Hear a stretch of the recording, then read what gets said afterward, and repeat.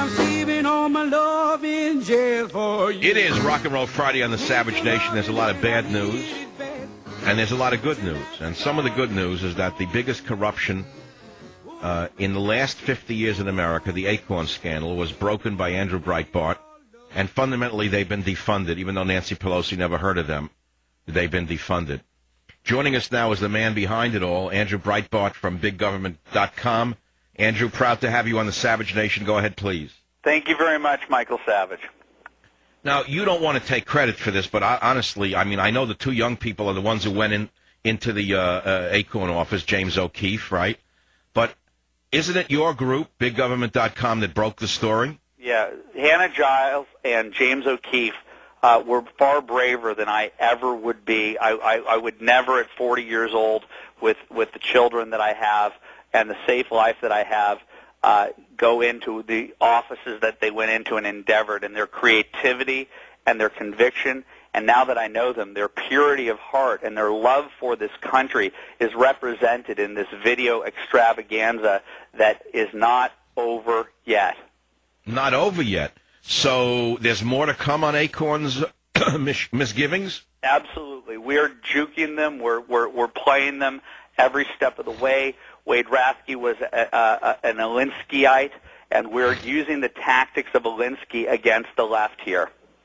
Now, what do you mean by that? What do you mean the tactics of Alinsky? The rules for radicals, both Hannah, 20, and James, 25, are voracious readers on Saul Alinsky, have read far more than just rules for radicals, and realized, like many Americans have now that he's the president, that Barack Obama and the far left, including Hillary Clinton, who did a 93-page report for her thesis at Wellesley, are all students of Saul Alinsky, the radical, original community organizer, a person who his tactics have been to isolate your political enemy and attack them and keep them on their heels. And these conservatives in this country have not figured it out until 2009. It's a crime that we haven't figured out until now that this is what they've been doing to us.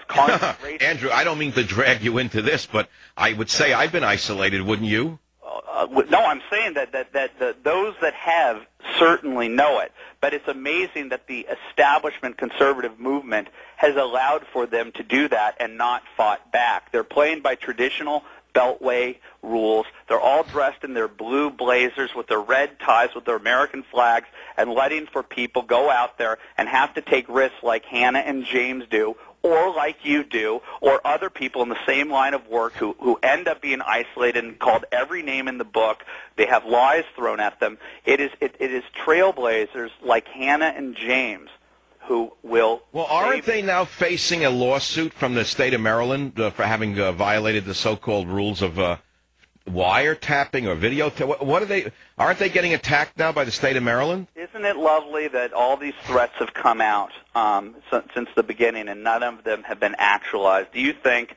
I'll tell you something about the Maryland accusation that they were going to go after Hannah and James and me, is that the person who the attorney, the city attorney, I believe, of Baltimore, who did that, ran on the premise, on the platform of child abuse and trying to stop child abuse. So this woman is trying to thwart this growing investigation into how ACORN works and how it would not just aid and abet an underage El Salvadoran prostitution ring, but underneath that salacious ridiculousness, they were very competent individuals at aiding and abetting criminal activity as a means to allow for the lower class to rig the system for their benefit. And that is the underlying story of that nobody is talking about. The left... But, Andrew, you brought... Wait a minute. Let me go back. This is the biggest corruption scandal in 50 years, in half a century in this country. I don't know of a bigger one. You'd have to go back to the Teapot Dome scandal to come to something like this. In many ways, this is worse because it rigged votes. How come you were able... How did it happen that Congress acted to defund them so rapidly? Well, the strategy was telegraphed in my column a week ago, Monday, 4 days before the first video occurred. I needed to lay down that this is what was happening, that this was the path that we had endeavored to take, because when James and Hannah came to me and showed me these videos, I realized that the mainstream media, if you were to hand them this, would bury it. And if you were Absolutely. and if they were to put it on YouTube, YouTube would have immediately taken it down, and the lawyers would have overwhelmed these penniless artists/journalists. And so when they found me, and I'm not that religious a person, Michael, I must say I felt that there was divine intervention, because my greatest strength is understanding the mainstream media and how it works, and we devised a strategy to force them, and quite frankly, to shame them into covering this story. Well, you've done a great job. Now, for the people who don't know what we're talking about the ACORN scandal, the undercover operation done by these two young, brave people, as published by Andrew Breitbart on his great website, biggovernment.com. And what the ramifications have been that Congress acted in an unprecedented manner to defund them. And how did that happen, though, Andrew? I have to repeat it. Nancy Pelosi, during her crying jag, said she didn't even know about ACORN. Do you remember that one? Well, that was the whole point, is that with the Van Jones scandal had just happened the week before, and the premise of my column was to say, mainstream media, you didn't pay attention to the Van Jones story until the AP News alert hit, and we found out that this guy mysteriously resigned from his position as an unaccountable czar, controlling billions of dollars, going to billions of non-existent green jobs.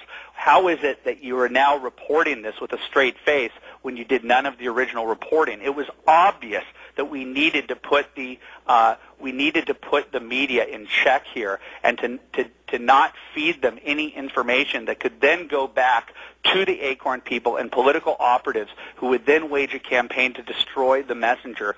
All right, hold on. We're almost out of time. Andrew Breitbart's going to be with us over the top of the next hour. He's the Pulitzer of our time. He is the real journalism. He's the journalist that journalists would like to be. He is Andrew Breitbart at biggovernment.com. He's the man that everyone looks to for leadership in the media today.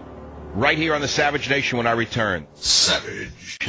We also began our interview with the Pulitzer of our time, Andrew Breitbart, who really broke the ACORN case wide open. He rejoins us right now on the Savage Nation. Andrew Breitbart from biggovernment.com. Welcome to the Savage Nation.